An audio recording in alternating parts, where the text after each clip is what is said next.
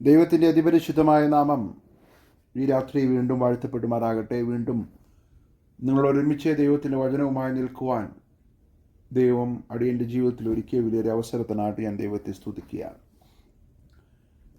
1 പത്രോസ് 3-ാം അധ്യായത്തിൽ നിന്നുമുള്ളതായ പഠനം നമ്മൾ തുടർന്നുകൊണ്ടിരിക്കുകയാണല്ലോ.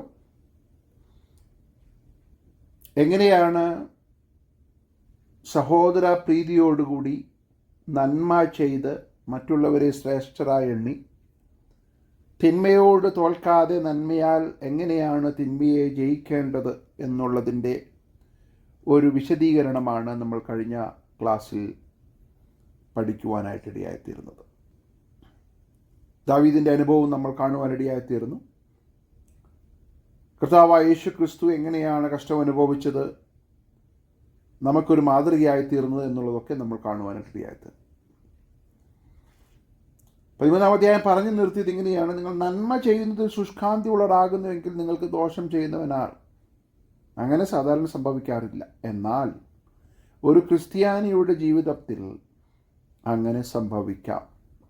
അതാണ് തുടർന്ന് പത്രോസ് പറഞ്ഞു വരുന്ന കാര്യം.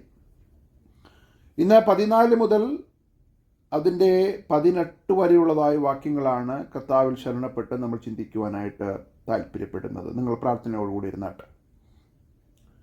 14-ാം വാക്യം ഇങ്ങനെ വായിക്കുകയാണ്: നീതി നിമിത്തം കഷ്ടം സഹിക്കേണ്ടി വന്നാലും നിങ്ങൾ ഭാഗ്യവാന്മാർ. നീതി നിമിത്തം കഷ്ടം സഹിക്കേണ്ടി വന്നാലും നിങ്ങൾ ഭാഗ്യവാന്മാർ. അങ്ങനെയുള്ള സാധ്യത കുറവാണ് ലോകത്തിൻ്റെ കണ്ണിൽ. 13-ാം വാക്യം അങ്ങനെയാണല്ലോ പറയുന്നത്. എന്നാൽ ഒരു ക്രിസ്ത്യാനിയെ സംബന്ധിച്ചിടത്തോളം നീതി നിമിത്തം കഷ്ടം അനുഭവിക്കേണ്ടി വരുന്ന അവസ്ഥകളുണ്ടാകും. ക്രൈസ്തവർ മത്തായി സുവിശേഷം 5-ാം അധ്യായം അതിൻ്റെ 10-ാം വാക്യത്തിൽ കർത്താവായ യേശു ക്രിസ്തു തൻ്റെ ഗിരിപ്രഭാഷണത്തിൽ അതിനെ വളരെ വ്യക്തമായിട്ട് പറയുന്നുണ്ട്. നീതി നിമിത്തം ഉപദ്രവിക്കപ്പെടുന്നവർ ഭാഗ്യവാന്മാർ. ക്രൈസ്തവർ സ്വർഗരാജ്യം അവർക്കുള്ളത്. അപ്പോൾ 11-ാം വാക്യം പിന്നീട് പറയുകയാണ് എൻ്റെ നിമിത്തം. അപ്പോൾ നീതി നിമിത്തവും എൻ്റെ നിമിത്തവും ഇൻ്റർചേഞ്ചബിൾ ഉപയോഗിച്ചുകൊണ്ടിരിക്കുകയാണ്. നിങ്ങളെ പഴിക്കുകയും ഉപദ്രവിക്കുകയും നിങ്ങളെക്കൊണ്ട് എല്ലാ തിന്മയും കളവായി പറയുകയും ചെയ്യുമ്പോൾ നിങ്ങൾ ഭാഗ്യവാന്മാർ. അപ്പോൾ ഈ നീതി നിമിത്തം എന്ന് പറയുമ്പോൾ നമ്മുടേതായ ഒരു ധാർമ്മികമായ ജീവിതത്തിൻ്റെ അടിസ്ഥാനത്തിൽ ജീവിക്കുന്നത് കൊണ്ട് എന്ന് മാത്രം ഉദ്ദേശിക്കുവാനല്ല അവിടെ പത്രോസ് ആഗ്രഹിക്കുന്നത്. മറിച്ച് ക്രിസ്തുവിൻ്റെ നീതി നമ്മളിലേക്ക് വന്നത് നിമിത്തം നമ്മളിൽ ഉണ്ടായതായ ആ മാറ്റം, ആ ട്രാൻസ്ഫർമേഷൻ, ആ ജീവിത രീതിയിൽ വന്നതായ മാറ്റം നിമിത്തം നമ്മൾ ഈ ലോകത്തിൻ്റേതായ അധാർമികമായ സിസ്റ്റത്തോട് പോരാടുമ്പോൾ നമ്മൾ നേരിടേണ്ടി വരുന്ന ഉപദ്രവങ്ങൾ. ക്രൈസ്തവർ ഹല്ലേലൂയ എന്ന് പറഞ്ഞാൽ ഒരു ടീമിൽ നിന്നും എതിർ ടീമിലേക്ക് പോകുമ്പോൾ സ്വാഭാവികമായും നേരിടേണ്ടതായ പ്രയാസങ്ങളുണ്ടല്ലോ. ഇതുവരെ സാത്താൻ്റെ അടിമത്തത്തിലായിരുന്ന നമ്മൾ ഇപ്പോൾ ടീം മാറി, നമ്മുടെ ഐഡൻറ്റിറ്റി മാറി. നമ്മൾ എതിർ ടീമിലാണ്, നമ്മൾ ക്രിസ്തുവിനോടൊപ്പമുള്ള ടീമിലാണ്. അങ്ങനെ നിങ്ങൾ ടീം മാറി, നിങ്ങളുടെ ഐഡൻറ്റിറ്റി മാറി, നിങ്ങൾ ക്രിസ്തുവിൻ്റെ നീതി നിമിത്തം അവൻ്റെ മക്കളായിത്തീർന്നതുകൊണ്ട് നാച്ചുറലായിട്ട് സ്വാഭാവികമായിട്ടും നിങ്ങൾക്ക് അനുഭവിക്കേണ്ടി വരുന്ന ചില പ്രയാസങ്ങൾ നിങ്ങളുടെ ജീവിതത്തിലുണ്ടാകും. അങ്ങനെ നീതി നിമിത്തം കഷ്ടം സഹിക്കേണ്ടി വന്നാലും അങ്ങനെയുള്ള അനുഭവം നിങ്ങളുടെ ജീവിതത്തിൽ വന്നാലും നിങ്ങൾ എന്താണ്? നിങ്ങൾ ഭാഗ്യവാന്മാർ. അതുതന്നെയാണ് കർത്താവും പറയുന്നത്. ഗിരിപ്രഭാഷണത്തിൽ തുടർന്ന് കർത്താവ് പറയുന്ന കാര്യം, സ്വർഗത്തിൽ, ഇവിടെയല്ല, നിങ്ങളുടെ പ്രതിഫലം വലുതാകൊണ്ട് സന്തോഷിച്ചുല്ലസിപ്പീൻ. Praise the lord. ഹല്ലേലൂയ. ഇവിടെയല്ല നിങ്ങളുടെ പ്രതിഫലം, സ്വർഗത്തിൽ നിങ്ങളുടെ പ്രതിഫലം വലുതാകൊണ്ട്. എന്നെ കേൾക്കുന്ന ദൈവമക്കളെ, നീതി നിമിത്തം, നമ്മുടേതായ നീതിയല്ല, ക്രിസ്തുവിൻ്റെ നീതി നമ്മളിലേക്ക് വന്നതുകൊണ്ട്, നമ്മൾ വ്യത്യസ്തരായിത്തീരുന്നതുകൊണ്ട്, നമ്മളിലൊരു രൂപാന്തരം വന്നതുകൊണ്ട്, സകലവും പുതിയ സൃഷ്ടിയായി എന്ന് പൗലോസ് പറയുന്ന അനുഭവത്തിലേക്ക് നമ്മൾ വന്നതുകൊണ്ട് സ്വാഭാവികമായും ഉണ്ടാകുന്ന ഒരു എനിമിറ്റി, നമ്മളോടുള്ള ഒരു ശത്രുത ലോകത്തിനുണ്ട്. കാരണം നമ്മൾ ടീം മാറി, നമ്മൾ മറ്റൊരു സിസ്റ്റത്തിൻ്റെ ഭാഗമായി. അങ്ങനെ വരുമ്പോൾ നിങ്ങൾ ഭാഗ്യവാന്മാർ, സ്വർഗത്തിൽ നിങ്ങളുടെ പ്രതിഫലം വലുതാണ്. ഹല്ലേലൂയ. നമുക്ക് സ്വർഗത്തിൽ ഒരു പ്രതിഫലമുണ്ട്. അതുകൊണ്ടാണ് ക്രിസ്തീയ സഭയുടെ ചരിത്രം നമ്മൾ പരിശോധിക്കുമ്പോൾ കോടിക്കണക്കിന് ഭക്തന്മാർ ക്രിസ്തുവിന് വേണ്ടി കഷ്ടം സഹിച്ചു. പലരും രക്തസാക്ഷികളായി തീർന്നു. അതുകൊണ്ടാണ് സഭ നിർബാധം മുന്നോട്ട് പോകുന്നത്. കർത്താവ് പറഞ്ഞ എക്സാമ്പിളിൽ നിങ്ങൾക്ക് മുമ്പേ ഉണ്ടായിരുന്ന പ്രവാചകന്മാരെയും അവർ അങ്ങനെ തന്നെ ഉപദ്രവിച്ചല്ലോ. പഴയ നിയമകാലത്തെ പ്രവാചകന്മാരൊക്കെ ഈ പ്രയാസങ്ങളിലൂടെ കടന്നുപോയവരാണ്. യിരെമ്യാവിൻ്റെ ജീവിതം നമ്മൾ ഇന്ന് എടുത്തു നോക്കിക്കേ. നീതി നിമിത്തം ഉപദ്രവിക്കപ്പെട്ടു. ക്രിസ്തുവിൻ്റെ അല്ലെങ്കിൽ ദൈവത്തിൻ്റെ സാക്ഷ്യം താൻ വഹിച്ചതുകൊണ്ട് എന്തെല്ലാം പ്രയാസങ്ങളിലൂടെ യിരെമ്യാ പ്രവാചകൻ കടന്നു പോകേണ്ടതായിട്ട് വന്നു. തൻ്റേതല്ലാത്ത ഒരു കാരണവും അതിനില്ല, തൻ്റേതായ ഒരു കാരണവും അതിനില്ല. ദൈവത്തിൻ്റെ പ്രവചനം, being the mouthpiece of God, അതാണ് യിരെമ്യാവ് ചെയ്ത ആകെ ഒരു തെറ്റ്. എത്രയോ പ്രയാസങ്ങളിലൂടെ കള്ളപ്രവാചകന്മാർ അവനെ ഉപദ്രവിക്കുകയും പൊട്ടക്കിണറിലിടുകയും എന്തെല്ലാം ഉപദ്രവങ്ങളിലൂടെ യിരെമ്യാവ് കടന്നുപോയി. എന്നാൽ യിരെമ്യാവ് വിശ്വസ്തനായിരുന്നു. ഹല്ലേലൂയ. ഒരു സന്ദർഭത്തിൽ യിരെമ്യാവ് ചോദിക്കുന്നത്, ഞാൻ മരിച്ചോട്ടെ, അല്ലേ, ഞാൻ മരിക്കുകയുള്ളൂ. അപ്പോൾ ദൈവത്തിൻ്റെ പരിശുദ്ധാത്മാവ് യിരെമ്യാവിനോട് പറഞ്ഞ്, കാലാളുകളോടിയിട്ട് ക്ഷീണിച്ചു പോയാൽ എങ്ങനെ നീ കുതിരകളോടുകൂടെ മത്സരിച്ചോടും യിരെമ്യാവേ, നിനക്കൊരു ശുശ്രൂഷയുണ്ട്. ഹല്ലേലൂയ. നീ നീതി നിമിത്തം ഉപദ്രവിക്കപ്പെടേണ്ടവനാണ്, എങ്കിലും നീ ധൈര്യപ്പെടണം, മുന്നോട്ട് പോകണം. യെശയ്യാവിൻ്റെ ജീവിതത്തിൽ ഓരോ പ്രവാചകന്മാരുടെയും ജീവിതം നമ്മൾ എടുത്ത് പരിശോധിച്ചു കഴിഞ്ഞാൽ അവരുടെ ജീവിതമൊന്നും സുഖകരമായ ജീവിതമായിരുന്നില്ല. അവരുടെ മെസ്സേജിൽ ഒരു ചെറിയ മാറ്റം അവർ വരുത്തുവാൻ തയ്യാറായിരുന്നെങ്കിൽ ഒരുപക്ഷെ ഇങ്ങനെയുള്ള പീഡനങ്ങളിലൂടെ അവർ കടന്നു പോകേണ്ടതായിട്ട് വരത്തില്ലായിരുന്നു. ഒരു ചെറിയ അഡ്ജസ്റ്റ്മെൻറ്റ് മനുഷ്യരാഗ്രഹിക്കുന്ന അന്നത്തെ രാജാക്കന്മാർ, ദൈവത്തിൽ നിന്നും അകന്നുപോയ ജനസമൂഹം കേൾക്കുവാൻ ആഗ്രഹിക്കുന്ന പ്രവചനം അവർ പറഞ്ഞായിരുന്നെങ്കിൽ ഒരുപക്ഷെ അവർക്ക് നിലനിൽക്കുവാൻ സാധിക്കുമായിരുന്നു, ഒരുപക്ഷെ വളരെ ബഹുമതികൾ ലഭിക്കുമായിരുന്നു. എന്നാൽ അതിനവർ തയ്യാറായില്ല. എസെക്കിയേലിൻ്റെ ജീവിതം നോക്കിക്കേ, ഹോശയുടെ ജീവിതം നോക്കിക്കേ. എല്ലാ പ്രവാചകന്മാരും നീതി നിമിത്തം ഉപദ്രവിക്കപ്പെടുവാനിടയായി തീർന്നു. പത്രോസ് പറയുകയാണ്, അങ്ങനെയാണെങ്കിൽ നിങ്ങളുടെ ജീവിതത്തിലും ഇങ്ങനെ പ്രയാസങ്ങൾ, പ്രതികൂലങ്ങൾ ഉണ്ടാകും. നിങ്ങൾ ഭാഗ്യവാന്മാർ. ഹല്ലേലൂയ. അവരുടെ ഭീഷണത്തിൽ ഭയപ്പെടുകയും കലങ്ങുകയും അരുത്. 1-ാം നൂറ്റാണ്ടിലെ സഭയെ എടുത്ത് പരിശോധിച്ചാൽ പത്രോസിനെയും യോഹന്നാനെയും അവർ പിടിച്ചു. എന്നിട്ട് പറഞ്ഞു, ഇനി ഈ നാമത്തിൽ പ്രസംഗിക്കരുത് എന്ന് പറഞ്ഞപ്പോൾ അവർ അതിന് പറഞ്ഞ മറുപടി, ഞങ്ങൾക്ക് രാജാവിനെ അനുസരിക്കുവാൻ സാധ്യമല്ല. ഞങ്ങൾ വിശ്വസിച്ചിരിക്കുന്നതും ഞങ്ങൾ പ്രാക്ടീസ് ചെയ്യുന്നതുമായ കാര്യം പറയാതിരിക്കാൻ നിവൃത്തിയില്ല. ഈ കാര്യത്തിൽ ന്യായാധിപന്മാരെ, നിങ്ങളോട് ഞങ്ങൾക്കൊരു പ്രതിബദ്ധതയുമില്ല എന്ന് അസന്നിഗ്ധമായി അവർ പ്രഖ്യാപിച്ചു. അതുകൊണ്ട് അവർ അടിവാങ്ങി വീട്ടിലേക്ക് മടങ്ങി. വീട്ടിലെത്തിയപ്പോൾ ദൈവസഭ ഒന്നടങ്കം പ്രാർത്ഥിച്ച പ്രാർത്ഥന 4-ാം അധ്യായം അപ്പോസ്തല പ്രവൃത്തിയിൽ രേഖപ്പെടുത്തിയിട്ടുണ്ട്. ദൈവമേ, ഇവരുടെ ഭീഷണികളെ നോക്കണമേ. എന്നാൽ ഭീഷണികൾക്കപ്പുറമായി കർത്താവേ, നിന്റെ വചനം ധൈര്യത്തോടെ പ്രസ്താവിപ്പാൻ അടിയങ്ങൾക്ക് കൃപ തരണമേ എന്നവർ പ്രാർത്ഥിച്ചു. അപ്പോൾ അവരിരുന്ന സ്ഥലം കുലുങ്ങി എന്നാണ് എഴുതിയിരിക്കുന്നത്. എന്തോ ഒരു പ്രാർത്ഥനയാണത്. നീതി നിമിത്തം ഉപദ്രവിക്കപ്പെടുമ്പോൾ പിന്തിരിഞ്ഞു പോകാതെ മുന്നോട്ട് പോകുവാനുള്ള ആർജവം നേടേണ്ടതിന് വേണ്ടി അവർ പ്രാർത്ഥിച്ചപ്പോൾ സ്വർഗം അവർക്ക് വേണ്ടി ഇറങ്ങി. ദൈവമക്കളെ, ഹല്ലേലൂയ. നിങ്ങൾ എന്ത് ചെയ്യരുത്? അവരുടെ ഭീഷണത്തിൽ ഭയപ്പെടരുത്, ഓടിപ്പോകരുത്. നെഹമ്യാവ് എന്താ പറഞ്ഞത്? എന്നെ പോലുള്ളവൻ ഓടിപ്പോകുമോ? ഇല്ല. സൻബല്ലത്തിൻ്റെയും തോബിയാവിൻ്റെയും പ്രയാസങ്ങൾ, പ്രതികൂലങ്ങളൊക്കെ വന്നോട്ടെ, ഞങ്ങൾ മതിലുപണിയായി മുന്നോട്ട് പോകും. ഹല്ലേലൂയ. നീതി നിമിത്തം ഉപദ്രവിക്കപ്പെടുന്നവർ, ഇതൊരു സാധാരണ കാര്യമല്ല. ഇതിനോടൊരു മിഷൻ അറ്റാച്ച്ഡാണ്, ഇതിനോടൊരു പർപ്പസ് അറ്റാച്ച്ഡാണെന്നാണ് പത്രോസ് ഇവിടെ പറഞ്ഞു വരുന്നതിനർത്ഥം. നിങ്ങൾ കഷ്ടം അനുഭവിക്കുന്നതിൻ്റെ പിന്നിൽ വലിയൊരു മുന്നേറ്റം നടക്കുന്നുണ്ട്. ഹല്ലേലൂയ. ഇത് സ്വാർത്ഥപരമായി നമ്മുടെ പേര് വലുതാകുവാൻ ചെയ്യുന്ന ഒരു കാര്യമല്ല. ഇതിൻ്റെ പിന്നിൽ ഒരു പർപ്പസ് ഉണ്ട്. Praise the Lord. ഇതിൻ്റെ പിന്നിൽ ഒരു പർപ്പസ് ഉണ്ട്. എന്നെ കേൾക്കുന്ന ദൈവമക്കളെ, നമ്മൾ അതിന് തയ്യാറാണോ? ലോകപ്രകാരം ഇന്ന് ഇന്ത്യയിലൊക്കെ നടക്കുന്ന കാര്യം നമുക്കറിയാം. പ്രൊട്ടസ്റ്റ്, എത്രയോ പേർ ഹങ്കർ സ്ട്രൈക്കും ഒക്കെ ചെയ്ത് കാര്യങ്ങൾ ഈ ലോകത്തിൻ്റെതായ ഒരു കാര്യത്തിനു വേണ്ടി, നീതിക്ക് വേണ്ടി അവർ പരിശ്രമിക്കുകയാണ്, പോരാടുകയാണ്. അങ്ങനെയാണെങ്കിൽ ദൈവരാജ്യത്തിൻ്റെ നീതിക്ക് വേണ്ടി എത്രമാത്രം നമ്മൾ അധികമായി പോരാടണം. ഹല്ലേലൂയ. നീതി നിമിത്തം കഷ്ടം സഹിക്കേണ്ടി വന്നാലും നിങ്ങൾ ഭാഗ്യവാന്മാർ. ഹല്ലേലൂയ. അവരുടെ ഭീഷണത്തിങ്കൽ നിങ്ങൾ എന്ത് ചെയ്യരുത്? ഭയപ്പെടുകയും കലങ്ങുകയും അരുത്. Praise the Lord. നിങ്ങൾ ഭയപ്പെട്ടു പോകരുത്, നിങ്ങൾ ഓടിപ്പോകരുത്. നമുക്കറിയാം, ഈ ലേഖനം എഴുതിയത് കഷ്ടത നിമിത്തം ചിതറിപ്പോയ ഭക്തന്മാർ കാണുന്നുള്ള കാര്യം നമ്മൾ മറന്നു പോകരുത്. നിങ്ങൾ ആ കഷ്ടതയിൽ നിങ്ങൾ തളർന്നു പോകരുത്.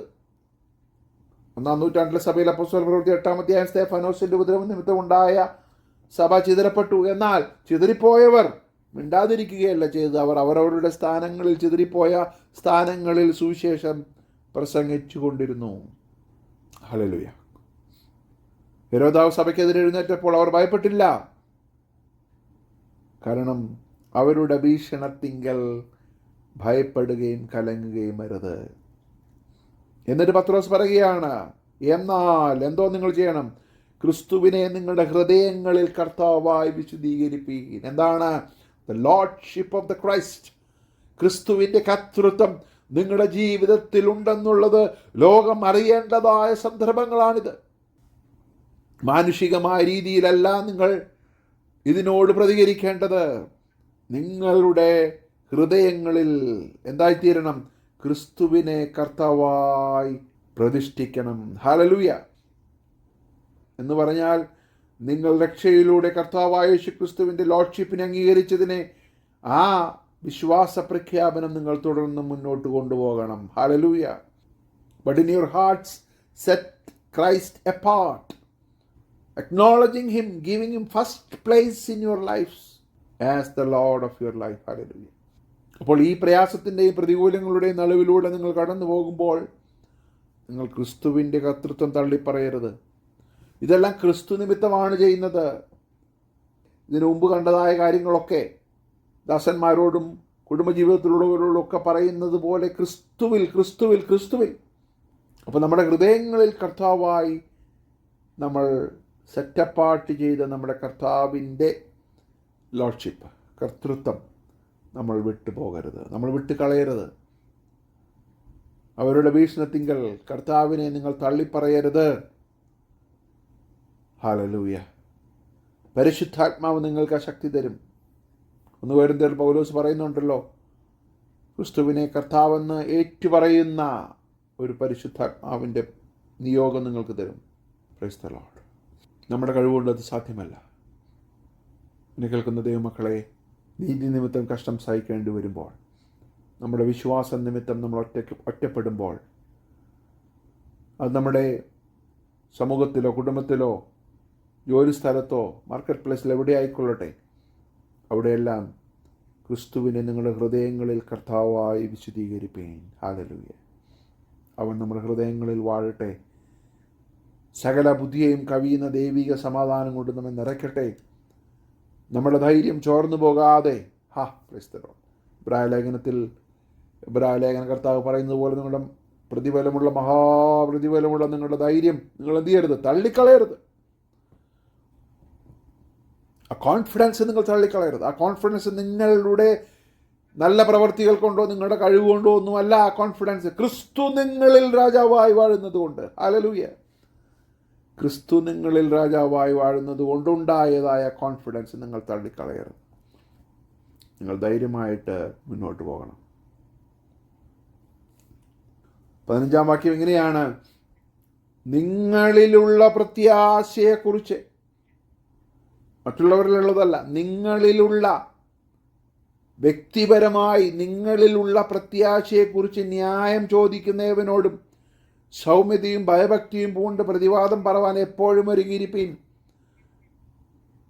നമ്മൾ അപ്പോളജറ്റിക്സിനൊക്കെ നമ്മുടെ ഗോസ്പൽ ഡിഫെൻഡ് ചെയ്യണം, നമ്മുടെ ഫെയ്ത്ത് ഡിഫെൻഡ് ചെയ്യണം എന്നുള്ളതിൻ്റെ ഒരു ആധികാരികമായി നമ്മൾ ഉപയോഗിക്കുന്നൊരു വാക്യമാണിത്. പക്ഷേ ഇവിടെ പത്രോസ് പറയുന്ന ഘടന ഒന്ന് ശ്രദ്ധിച്ചേ. ഇത് ഒരു ഡിബേറ്റ് എന്നുള്ള രീതിയേക്കാൾ അതും ആവശ്യമാണ്. നിങ്ങളുടെ ജീവിതം അവർ കണ്ട് അതിൽ നിന്നും ഉളവാകുന്ന ചോദ്യങ്ങൾ നമുക്ക് നേരെ വരുമ്പോൾ അതിനെ സൗമ്യതയോടും ഭയഭക്തിയോടും പൂണ്ട് നമ്മളതിനെ ഡിഫെൻഡ് ചെയ്യണം. എന്തുകൊണ്ട് നീ ഇത് വിശ്വസിക്കുന്നു? Hallelujah.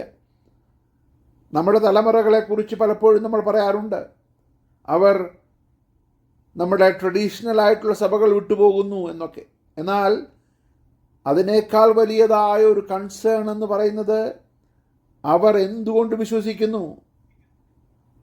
Y they believe what they believe. അവർ വിശ്വസിക്കുന്നതിന് എന്തുകൊണ്ട് വിശ്വസിക്കുന്നു എന്ന് പറയുവാൻ അവർക്ക് സാധിക്കുന്നുണ്ടോ? അവർക്കല്ല, നമുക്ക് സാധിക്കുന്നുണ്ടോ? ക്രിസ്തുവിൻ്റെ വരവ് ഉണ്ടോ അല്ലെങ്കിൽ നിത്യതയുണ്ടോ എന്ന് പലരോടും നമ്മൾ ചോദിക്കുമ്പോൾ ഉണ്ടായിരിക്കാം എന്നുള്ള മറുപടിയൊക്കെ ലഭിക്കുന്ന സാഹചര്യങ്ങളുണ്ട്. അപ്പോൾ നമ്മുടെ അടിസ്ഥാനപരമായ വിശ്വാസ പ്രമാണങ്ങളിൽ നമുക്ക് ഉറപ്പില്ലെങ്കിൽ എങ്ങനെയാണ് നമ്മൾ ഈ ജീവിതം പ്രതിഫലിപ്പിക്കുവാൻ സാധിക്കുന്നത്? എങ്ങനെയാണ് ക്രിസ്തുവിൻ്റെ ജീവിതം പ്രതിഫലിപ്പിക്കാൻ സാധിക്കുന്നത്? Price the Lord.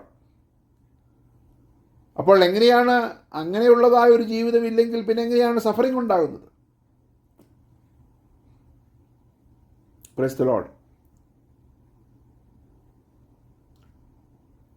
എന്നെ കേൾക്കുന്ന ദൈവമക്കളെ, നമ്മുടെ ക്രിസ്ത്യ ജീവിതത്തിൽ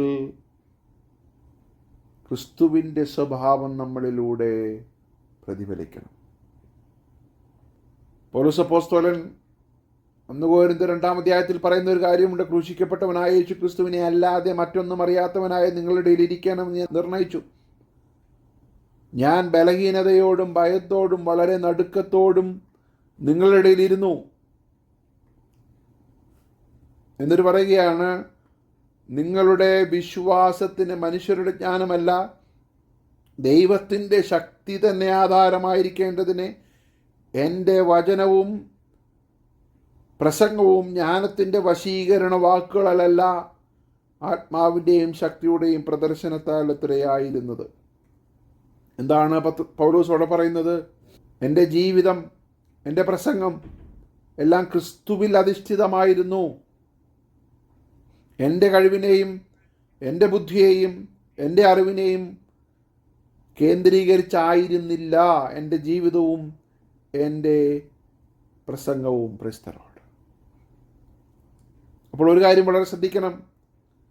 പത്രോസ് ഇവിടെ പറയുകയാണ്, നിങ്ങളുടെ ഹൃദയങ്ങളിൽ കർത്താവായ യേശുക്രിസ്തുവിനെ കർത്താവായി വിശദീകരിക്കണം. അപ്പോൾ നിങ്ങളിൽ പ്രതിഫലിക്കുന്ന ഒരു പ്രത്യാശ, നിങ്ങളിൽ പ്രതിഫലിക്കുന്നതായ സ്നേഹം, നിങ്ങളിൽ പ്രതിഫലിക്കുന്നതായ സമാധാനം, നിങ്ങളിൽ പ്രതിഫലിക്കുന്നതായ ആത്മീക സന്തോഷം, നിങ്ങൾ കഷ്ടതകളുടെ മധ്യത്തിൽ പിടിച്ചു നിൽക്കുന്നത് കാണുമ്പോൾ അവരുടെ ഇടയിൽ നിന്നും ഉയർന്നു വരുന്ന ചോദ്യങ്ങൾക്ക് നിങ്ങൾ പ്രതിവാദം പറയുവാൻ എപ്പോഴും ഒരുങ്ങിയിരിപ്പീൻ. Hallelujah. Always be ready to give a logical defense to anyone who asks you to account for the hope and confident assurance that is within you. Within you. നിങ്ങളിലുള്ള പ്രത്യാശ, മറ്റുള്ളവരെ കുറിച്ചല്ല. അപ്പോൾ പലപ്പോഴും നമ്മൾ പറയുന്ന ഒരു കാര്യം, ക്രിസ്തീയ വിശ്വാസത്തിൻ്റെ പ്രത്യേകതകളിൽ ഒന്നെന്ന് പറയുന്നത് അതിൻ്റെ ഡോക്ട്രിനലായിട്ടുള്ള പ്യൂരിറ്റി ആണ്. അടിസ്ഥാനപരമായൊരു പ്രമാണം, ഒരു ഒബ്ജക്റ്റീവ് ട്രൂത്ത് അതിൻ്റെ പിന്നിലുണ്ട്. അതുമാത്രമല്ല, ഒരു എക്സ്പീരിയൻഷ്യൽ ആയിട്ടുള്ള സെർട്ടനിറ്റി, ഒരു സബ്ജക്റ്റീവായിട്ടുള്ള ഒരു എക്സ്പീരിയൻസ്, അനുഭവം കൂടി അതിന് പിന്നിലുണ്ട്, അല്ലേ? ഇപ്പോൾ ഒരു മരുന്ന് കണ്ടുപിടിച്ചാൽ അതിനൊരു ഒബ്ജക്റ്റീവ് ട്രൂത്ത് ഉണ്ട്. അതിൻ്റെ പിന്നിൽ നടന്ന റിസർച്ചുകളുടെയും ഒക്കെ അടിസ്ഥാനത്തിൽ ഇന്ന രോഗത്തിന് ഈ മരുന്ന് ഗുണകരമാകും എന്ന് എസ്റ്റാബ്ലിഷ് ചെയ്യുന്നതായ ഒരു സത്യം. അതുകൊണ്ട് മാത്രം കാര്യമായില്ല, അത് ആ രോഗമുള്ളവരുടെ ജീവിതത്തിൽ പ്രയോജനകരമായെങ്കിൽ മാത്രമേ ആ ക്രെഡിബിലിറ്റി സസ്റ്റെയിൻഡ് ആകത്തുള്ളൂ. മനസ്സിലാവുന്നുണ്ടോ ഞാൻ പറയുന്നത്? അപ്പോൾ ആ ക്രെഡിബിലിറ്റി, ആ ഒബ്ജക്റ്റീവ് ട്രൂത്തിലുള്ളതായ ക്രെഡിബിലിറ്റി, ആപേക്ഷികമല്ലാത്ത ഒരു സത്യമുണ്ട്, സനാതനമായ ഒരു സത്യമുണ്ട്. അത് പ്രായോഗികമായ ജീവിതത്തിൽ പ്രതിഫലിക്കുന്നില്ലെങ്കിൽ ക്രിസ്ത്യാനിത്വത്തെ കൊണ്ട് യാതൊരു പ്രയോജനവുമില്ല. പ്രസംഗിക്കാൻ മാത്രമേ ഉള്ളത്തുള്ളൂ. എന്നാൽ ക്രിസ്തീയ വിശ്വാസത്തിൻ്റെ പ്രത്യേകത എന്ന് പറയുന്നത് ആയിരക്കണക്കിന്, ലക്ഷക്കണക്കിന്, കോടിക്കണക്കിന് ഭക്തന്മാർ ജീവിച്ചു മരിച്ചതാണ്. ഹല്ലേലൂയ! ക്രിസ്തുവിൽ ജനിച്ച്, ക്രിസ്തുവിൽ ജീവിച്ച്, ക്രിസ്തുവിൽ മരിച്ച്, ക്രിസ്തുവിൽ ഉയർത്തെഴുന്നേൽക്കുവാൻ പ്രത്യാശയോടെ കാത്തിരിക്കുന്ന ഭക്തന്മാർ. മരിച്ചവർ അക്ഷയരായി ഉയർക്കുന്ന ദിവസമുണ്ട്. ജീവനോട് ശേഷിക്കുന്നവർ രൂപാന്തരപ്പെടുന്ന ദിവസമുണ്ട്. അതെല്ലാം ഒരു ജീവിതത്തിൻ്റെ അടിസ്ഥാനത്തിലാണ് ദൈവം നമുക്ക് തന്ന കൃപ. ആ കൃപയുടെ അടിസ്ഥാനത്തിൽ ക്രിസ്തുവിൽ അധിഷ്ഠിതമായ ഒരു ജീവിതം നയിക്കുവാൻ ദൈവം നമ്മെ സഹായിച്ചു. നമ്മുടെ കഴിവുകൊണ്ടല്ല, കൃപ. അങ്ങനെ തെളിയിക്കപ്പെട്ട ഒരു ജീവിതം മറ്റുള്ളവരുടെ മുമ്പിൽ നമ്മൾ ജീവിക്കുമ്പോൾ നമ്മുടെ പ്രത്യാശയെക്കുറിച്ച് അവർക്ക് ചോദ്യമുണ്ടാകും. അങ്ങനെ ചോദ്യമുണ്ടാകുമ്പോൾ നിങ്ങൾ സൗമ്യതയോടും ഭയഭക്തിയോടും കൂടി അതിന് പ്രതിവാദം പറയുവാൻ വല്ലപ്പോഴും ഒരുങ്ങിയിരിക്കുവാനല്ല, എപ്പോഴും ഒരുങ്ങിയിരിക്കണം. എപ്പോഴും ഒരുങ്ങിയിരിപ്പീൻ എന്നാണ് പത്രോസ് പറയുന്നത്. Always be ready. പൗലോസ് തിമോഥെയോസിനോട് പറയുന്നല്ലോ, വചനം പ്രസംഗിക്കുക, അസമയത്തും സമയത്തും ഒരുങ്ങി നിൽക്കുക. കാരണം ഇത് നമ്മുടെ സൗകര്യാർത്ഥം ചെയ്യേണ്ടതായ കാര്യമല്ല. എക്സ്പാൻഷൻ ഓഫ് ദ കിങ്ഡം, ദൈവരാജ്യത്തിൻ്റെ വ്യാപ്തിയാണ്. അപ്പോൾ അതിനുവേണ്ടി എപ്പോഴും ഒരുങ്ങിയിരിക്കണം, അല്ലേ? ഇപ്പോൾ നമ്മൾ കഴിക്കുന്ന ഒരു മരുന്ന് നിങ്ങളുടെ ജീവിതത്തിൽ ഫലപ്രദമാകുന്നുണ്ടോ എന്ന് ഒരാൾ ചോദിക്കുമ്പോൾ അതിന് മറുപടി പറയുവാൻ നമുക്ക് അരമണിക്കൂർ പ്രിപ്പറേഷൻ ഒന്നും ആവശ്യമുണ്ടോ? ഇല്ല, ഇല്ല. അനുഭവത്തിൽ നിന്നല്ലാതെ വരുമ്പോഴാണ് ആ മരുന്ന് കഴിച്ച ആളോട് വിളിച്ചു ചോദിക്കേണ്ടതായ ആവശ്യം വരികയും അതിനെക്കുറിച്ച് ഗൂഗിൾ ചെയ്യുകയും അതിനെക്കുറിച്ച് പഠിക്കുകയും ഒക്കെ ചെയ്യേണ്ടതായ ആവശ്യം വരുന്നത്. എന്നാൽ ഇവിടെ പത്രോസ് പറയുകയാണ്, നിങ്ങൾ ദൈനംദിന ജീവിതത്തിൽ അനുഭവിച്ചുകൊണ്ടിരിക്കുന്ന ഒരു കാര്യം, പ്രൈസ് ദി ലോർഡ്, അതിന് പ്രതിവാദം പറയുവാൻ നിങ്ങൾക്ക് അരമണിക്കൂറിൻ്റെ ആവശ്യമില്ല. മനസ്സിലാവുന്നുണ്ടോ ഞാൻ പറയുന്നത്? ഹല്ലേലൂയ! എന്നെ കേൾക്കുന്ന പ്രിയമുള്ള ദൈവമക്കളെ, നമ്മൾ അനുദിന ജീവിതത്തിൽ ജീവിക്കുന്ന I M A living example എന്നൊക്കെ നമ്മൾ പറയത്തില്ലേ? ഞാൻ അതിന് ജീവിക്കുന്ന സാക്ഷിയാണ്. ജീവിക്കുന്ന സാക്ഷിയോട് എന്തുകൊണ്ട് എന്ന് ചോദിക്കുമ്പോൾ, അയ്യോ ഞാനൊന്ന് ഗൂഗിളിൽ പഠിച്ചു വരട്ടെ, അല്ലെങ്കിൽ ഞാനൊന്ന് റിസർച്ച് ചെയ്യട്ടെ എന്ന് പറയേണ്ടതായ കാര്യമില്ല. തക്ക സമയത്ത് ഒരുങ്ങിയിരിക്കണം. Why I believe what I believe, എന്തുകൊണ്ട് ഞാൻ ക്രിസ്തുവിനെ അന്വേഷിക്കും. Praise the lord. തുടർന്ന് പത്രോസ് പറയുകയാണ്, ക്രിസ്തുവിൽ നിങ്ങൾക്കുള്ള നല്ല നടപ്പിനെ ദുഷിക്കുന്നവർ, നല്ല നടപ്പിനെ ദുഷിക്കുന്നവർ നിങ്ങളെ പഴിച്ചു പറയുന്നതിൽ ലജ്ജിക്കേണ്ടതിന് നല്ല മനസാക്ഷിയുള്ളവരായിരിക്കും. എന്താണ് പത്രോസ് ഇവിടെ പറയുന്നത്? ക്രിസ്തുവിലാണ് നിങ്ങൾക്കുള്ളൊരു നല്ല നടപ്പ്. അപ്പോൾ ക്രിസ്തുവിൻ്റെ ജീവിതം നിങ്ങൾ പ്രതിഫലിക്കുമ്പോൾ ആ നല്ല നടപ്പിനെ ദുഷിക്കുന്നവർ നിങ്ങളെ പഴിച്ചു പറയും. പക്ഷെ അവർ ലജ്ജിക്കേണ്ടതിനെ നിങ്ങളുടെ മനസ്സാക്ഷി നല്ലതായിരിക്കണം. Praise the Lord. ഇംഗ്ലീഷിൽ ഇങ്ങനെയാണ്, and see to that your conscience is entirely clear, so that every time you are slandered or falsely accused, those who attack your good behavior in Christ will be shamed by their own words. എന്താണ് പറഞ്ഞതിൻ്റെ അർത്ഥം? സത്യത്തിനെ ഒരിക്കൽ പോലും കവറപ്പിൻ്റെ ആവശ്യമില്ല. സത്യത്തിന് മറ്റൊരാളുടെ ഹെൽപ്പിൻ്റെ ആവശ്യമില്ല. സത്യത്തിന് അതിൻ്റേതായൊരു സ്വാതന്ത്ര്യമുണ്ട്. അപ്പോൾ നമ്മളെക്കുറിച്ച് കളവായി പറയുന്ന കാര്യങ്ങൾ സത്യമാകാതിരിക്കണം. ഞാനൊരു എക്സാമ്പിൾ അങ്ങ് പറയുകയാണ്. നമ്മളെക്കുറിച്ച് ഒരു ഇമ്മോറൽ ആയിട്ടുള്ളൊരു കാര്യം ഒരാൾ പറഞ്ഞു എന്ന് വിചാരിക്കുക, അല്ലെങ്കിൽ നമ്മളെക്കുറിച്ച് നമ്മൾ ചെയ്യാത്തതായ ഒരു കാര്യം, മോഷണമോ അല്ലെങ്കിൽ കള്ളസാക്ഷ്യമോ അല്ലെങ്കിൽ അധാർമികതയോ നമ്മളെ നേരെ ആരോപിച്ചാൽ അത് പ്രൂവ് ചെയ്യുന്ന സമയം നമ്മൾ തെറ്റുകാരാണെന്ന് കണ്ടാൽ എന്തോ സംഭവിക്കും?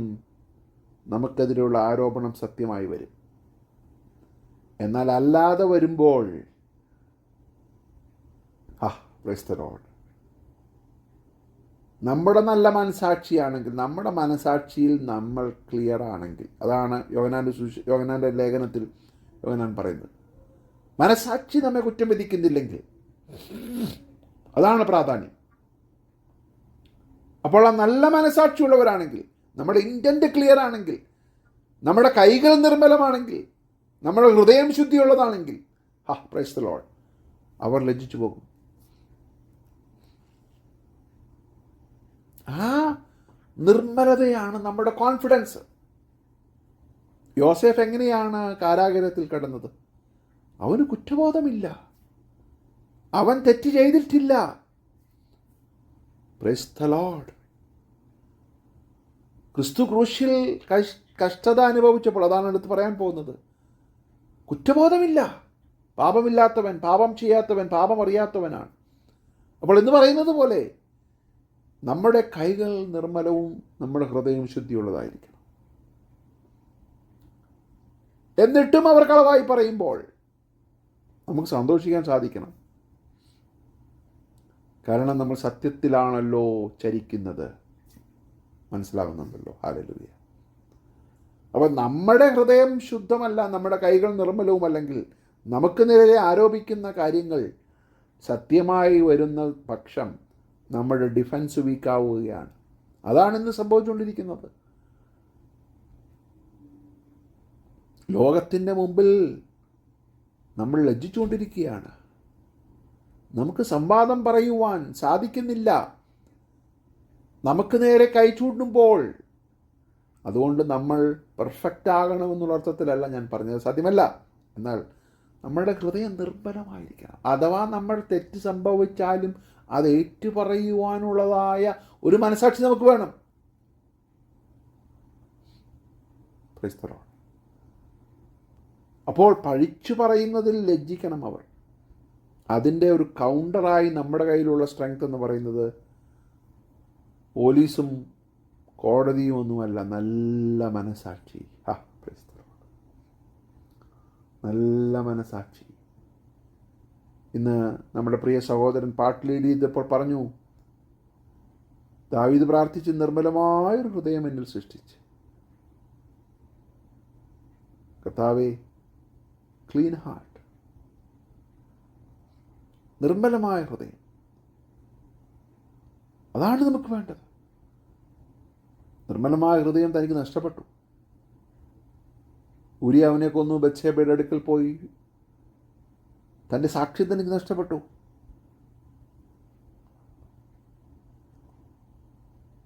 ഹല്ലേലൂയ. ദാവീദ് പ്രാർത്ഥിക്കുകയാണ്, കർത്താവ് നിർമ്മലമായ ഹൃദയം. ഇതായിരിക്കട്ടെ നമ്മുടെ പ്രാർത്ഥന. കർത്താവ് നിർമ്മലമായ സാക്ഷി. അത് പരിശുദ്ധാത്മാവിൻ്റെ സഹായത്തോടെ നമ്മൾ പ്രാപിച്ചെടുക്കേണ്ടതായ കാര്യമാണ്. ഹല്ലേലൂയ. എന്നിട്ട് പത്രോസ് തുറന്നു പറയുന്ന കാര്യം ശ്രദ്ധിക്കുക. ക്രിസ്തുവിൽ നിങ്ങൾക്കുള്ള നല്ല നടപ്പിനെ ദുഷിക്കുന്നവർ നിങ്ങളെ പഴിച്ചു പറയുന്നതിൽ ലജ്ജിക്കേണ്ടതിന് നല്ല മനസാക്ഷിയുള്ളവരായിരുന്നു. നിങ്ങൾ കഷ്ടം സഹിക്കണമെന്ന് ദൈവഹിതമെങ്കിൽ തിന്മ ചെയ്തിട്ടല്ല, നന്മ ചെയ്തിട്ട് സഹിക്കുന്നത് ഏറ്റവും നന്നത്. അപ്പോൾ തിന്മ ചെയ്തിട്ട് കഷ്ടം സഹിക്കുന്നതിൽ യാതൊരു അർത്ഥവുമില്ല. നല്ല മനസാക്ഷിയോടെ. പീലാത്തോസ് പറഞ്ഞ കാര്യം എന്താണ്? ഇവനിൽ ഞാനൊരു കുറ്റവും കാണുന്നില്ല, അതുകൊണ്ട് താൻ ക്രൂശ് സഹിക്കാതിരുന്നില്ലല്ലോ. വളരെ ഒരു ക്ലീൻ ആയിട്ടുള്ളതായ സാക്ഷ്യമാണ്. സ്തെഫാനോസ് മരിക്കുമ്പോഴും തനിക്ക് കുറ്റബോധമില്ല. അപ്പോൾ കുറ്റമില്ലാത്തതായ ഒരു വ്യക്തിയെ കൊല്ലുന്നത് കണ്ടപ്പോഴാണ് ശൗലിന് തന്നെ ഒരു സംശയം തോന്നിയത്. നീതി നിമിത്തം ഉപദ്രവിക്കപ്പെടുകയാണ്, അത് ശരിയായ കാര്യമാണോ? അവിടെയാണ് ക്രിസ്തീയ സഭയുടെ വിജയം, അവിടെയാണ് ക്രിസ്തീയതയുടെ അതുല്യത. നന്മ ചെയ്തിട്ട് കഷ്ടം സഹിക്കുന്ന ഒരു ഗ്രൂപ്പ് ഓഫ് പീപ്പിൾ, നന്മ ചെയ്തിട്ട് കഷ്ടം സഹിക്കുന്നവരാണ് നമ്മൾ. അതായിരിക്കാം നമ്മുടെ ഐഡൻറ്റിറ്റി.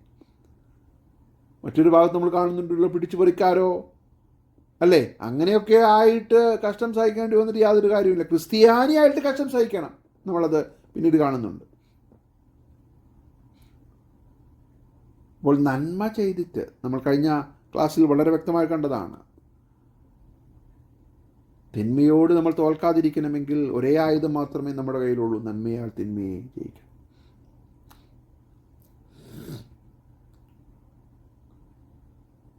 നിങ്ങൾ കഷ്ടം സഹിക്കണമെന്നും ദൈവഹിതമെങ്കിൽ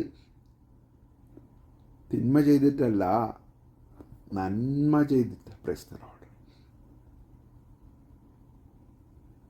For it is better that you suffer unjustly for doing what is right, if that should be God's will, than to suffer justly for doing wrong.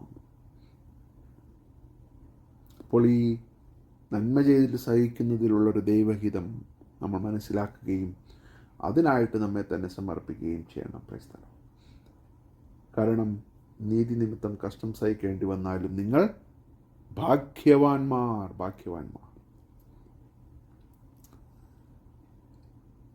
എന്നിട്ട് പത്രോസ് പറഞ്ഞു നിർത്തുകയാണ്, ക്രിസ്തുവും, പ്രവാചകന്മാർ മാത്രമല്ല, ക്രിസ്തുവും.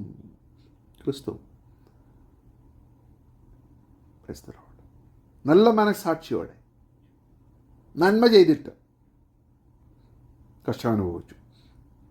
എന്തിനു വേണ്ടി? നമ്മെ ദൈവത്തോട് അടുപ്പിക്കേണ്ടതിന്. നീതിമാനായ ക്രിസ്തു നീതികെട്ട നമുക്ക് വേണ്ടി, നീതികെട്ടവർക്ക് വേണ്ടി, നമ്മൾക്ക് വേണ്ടി പാപനിമിത്തം ഒരിക്കൽ കഷ്ടം അനുഭവിച്ചു.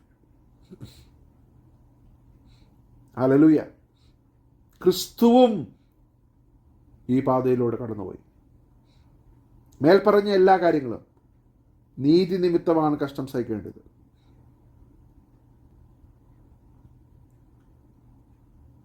എല്ലാവരും അവനെ ദുഷിച്ചു പറഞ്ഞു. പക്ഷേ ആ നല്ല മനസാക്ഷിയുടെ ഉടമയായിരുന്നു നമ്മുടെ കർത്താവ്. ഓ പ്രൈസ് ദി ലോർഡ്. അതുകൊണ്ടാണ് ഫിലിപ്പി ലേഖനത്തിൽ പൗലോസ് പറയുന്നത്, ക്രിസ്തുവിൻ്റെ മനസ്സുള്ളവരായിരിക്കും.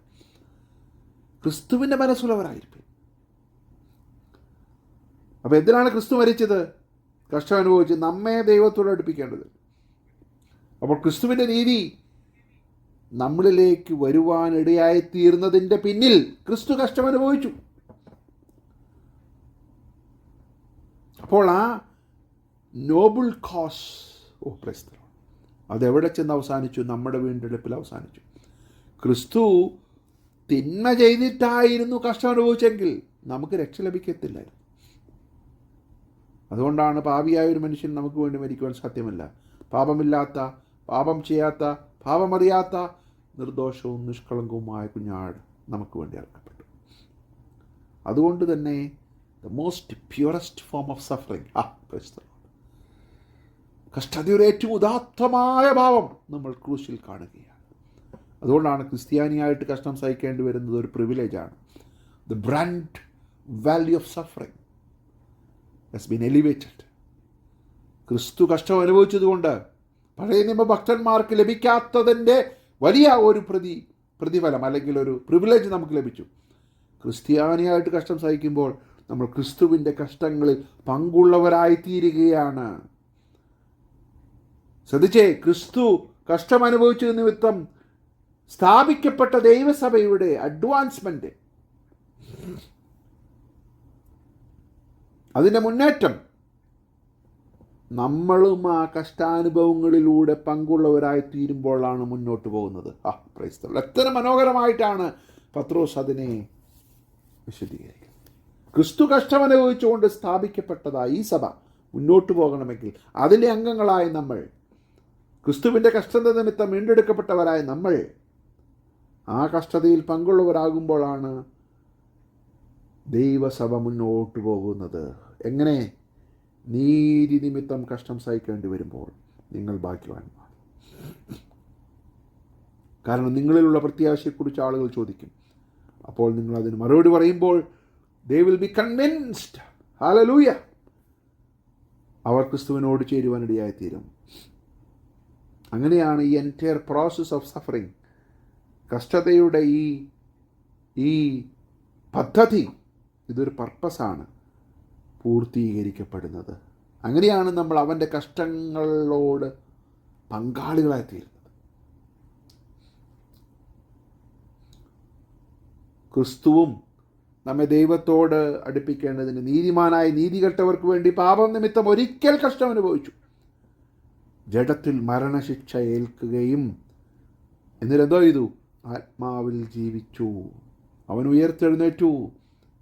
ഇനി നമുക്കൊരു പ്രത്യാശയുണ്ട്. ഇന്ന് കഷ്ടതയിലൂടെ പ്രയാസങ്ങളിലൂടെ കടന്നു പോകുന്ന നമ്മെ ഉയർത്തെഴുന്നേൽപ്പിക്കുന്നൊരു ദിവസമുണ്ട്, അല്ലെങ്കിൽ നമ്മൾ രൂപാന്തരപ്പെടുന്നൊരു ദിവസമുണ്ട്. അതാണ് നമ്മുടെ പ്രത്യാശ. ആ പ്രത്യാശയാണ് കഷ്ടതയിലൂടെ നമ്മെ കടത്തിവിടുവാനിടയായത്, അല്ലേ? നമുക്കറിയാം ഈ പാട്ടിൻ്റെ ഉത്ഭവം, I have decided to follow Jesus Christ. കഷ്ടതയുടെ തീവ്രതയിൽ നിന്നും ഉടലെടുത്തതായ ഗാനം. പിന്മാറാതെ ഞാൻ മാറാതെ, the cross is before me, the world is behind me, hallelujah, no turning back, no turning back. കാരണം നിങ്ങൾക്കൊരു ഉയർപ്പുണ്ട്. Price the Lord. കാരണം നീതി നിമിത്തം കഷ്ടം സഹിക്കേണ്ടി വന്നാലും ഞങ്ങൾ ഭാഗ്യവാന്മാരാണെന്ന് ഏറ്റുപറഞ്ഞവരുടെ തൂലികയിൽ നിന്നും അടർന്നു വീണതായ ഗാനങ്ങൾ, എത്രയോ ഗാനങ്ങൾ, എത്രയോ അനുഭവങ്ങൾ, സങ്കീർത്തനങ്ങൾ, പ്രസംഗങ്ങൾ, ഇതൊക്കെയാണ് ദൈവസഭയെ മുന്നോട്ട് കൊണ്ടുപോയതായ കാര്യങ്ങൾ. നമ്മൾ പറയുന്നൊരു കാര്യമുണ്ടല്ലോ, തീയിൽ കുരുത്തതാണ് വെയിലത്ത് വാടുകയില്ല. ഇതിൻ്റെ പിന്നിലൊരു പർപ്പസുണ്ട്, ഇതിൻ്റെ പിന്നിലൊരു നോബിൾ കോസ് ഉണ്ട്, ഇതിൻ്റെ പിന്നിൽ ഉദാത്തമായൊരു ഭാവമുണ്ട്. യേശു ക്രിസ്തുവിൻ്റെ ക്രൂശ് മരണത്തിൽ നിന്ന് നമ്മൾ പ്രാപിച്ച രക്ഷയുടെ വക്താവുകളായി നമ്മൾ മാറുമ്പോൾ നമ്മൾ ആ കഷ്ടാനുഭവങ്ങളിൽ പങ്കുള്ളവരായിത്തീരുകയാണ്. അങ്ങനെ ദൈവരാജ്യം മുന്നോട്ട് പോയിക്കൊണ്ടിരിക്കുകയാണ്. എന്നെ കേൾക്കുന്ന ദൈവമക്കളെ, അങ്ങനെയുള്ള ഒരു ജീവിത ശൈലിക്കായി, അങ്ങനെയുള്ളതായ ഒരു സമർപ്പണം നമ്മുടെ ജീവിതത്തിൽ ഉണ്ടാകുമ്പോൾ നമ്മളും അവൻ്റെ കഷ്ടതയിൽ പങ്കുള്ളവരായി മുന്നോട്ട് പോകുവാനിടയായിത്തീരും. ഈ വചനങ്ങളാൽ ദൈവം നമ്മെ ധാരാളമായിട്ട് അനുഗ്രഹിക്കുമാറാകട്ടെ.